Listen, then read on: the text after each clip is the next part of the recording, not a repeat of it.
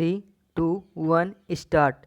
The tragedy of 16 strained bodies on a railway track in Maharashtra on Friday morning has been in the making for weeks now. The center and several states have been engaged in flip-flops on facilitating the return of migrant workers to their homes. In the present instance, the workers at a company in a Jalna in Maharashtra were walking on the track to their families in Madhya Pradesh, some 800 kilometers away after the national lockdown since March derailed their livelihoods. The center's inability to clearly communicate to the public and states the purpose and protocol of the lockdown avoidable hardships. This governance failure was aggravated by several states either due to lack of capacity or incompetence.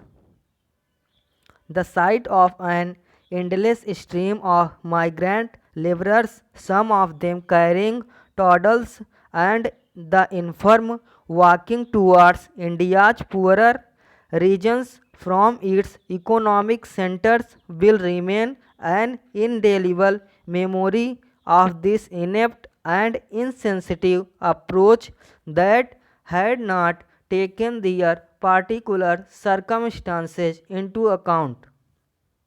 Under orders to stop their movement at any cost, the police in many places forced them to walk back. This particular many places forced them to walk took to the rail track to escape the police according to the survivors. Though it did not spare any effort to make spectacles out of an unfolding pestilence, each government announcement about the lockdown threw even the educated public into a tailspin and required numerous clarifications and amendments to argue that this is a once in a century event that caught even developed countries napping could at best be a tenuous defense. Even after it woke from the slumber and announced special trains to ferry the stranded and starving workforce to their homes, confusion regened. Onerous paperwork and huge costs were heaped on these helpless citizens who managed to barely get by even in the best of times. States acted arbitrarily, courts intervened thoughtlessly. Hunger, humiliation, and fear of the disease made thousands of these migrants too desperate that they ventured to walk thousands of kilometers to get home.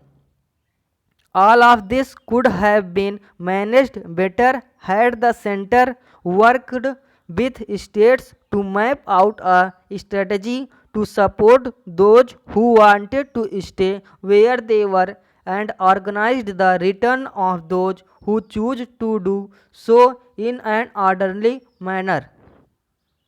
A huge cost has already been paid in lives and suffering, but even now there can be measures to mitigate the situation.